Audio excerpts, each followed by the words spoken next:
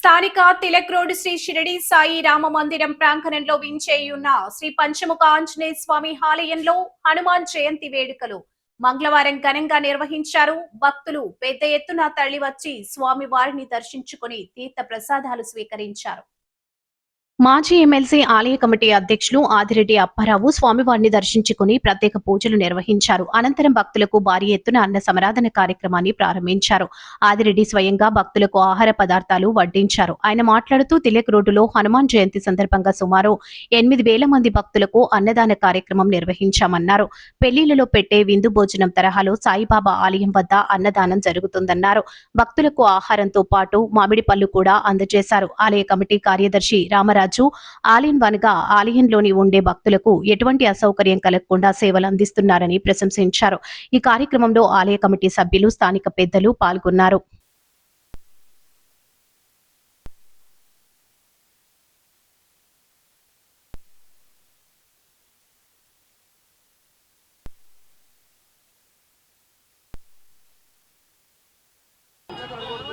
తిలక్ రోడ్లోని హనుమాన్ టెంపుల్లో 18 సంవత్సరాల నుంచి ఈవేళకి హనుమాన్ జయంతి చాలా ఘనంగా జరుపుతూ ఉంటాం.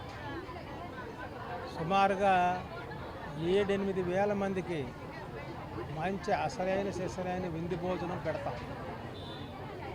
ఎందుకంటే ఇక్కడ భోజనాలు పెట్టినట్టుగా ఎక్కడ కూడా పెట్టరేమో అని అనిపిస్తుంది నాకు. చాలా ఖర్చు పెడతాం, 6-7 లక్షల పైన ఖర్చు పెడతాం.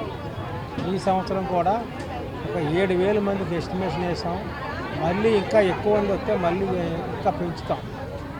అందు గురించి ఆ హనుమంతుని యొక్క ఆశీస్సులు ఈ ప్రజలకు, మన ఈ వియ్యల్పురంలో ఉన్నటువంటి ప్రజలకు, ఈ రాజమండ్రిలో ఉన్న ప్రజలకు, ఇక్కడికి విచ్చేసిన వాళ్ళందరికీ కూడా ఆశీస్సులు ఉండాలని, వాళ్ళకి మంచి జరగాలని మేము కోరుకుంటున్నాం. ఇక్కడ రామరాజు గారు ఆయన మొత్తం ఆల్ కింద చూసుకుంటున్నారు.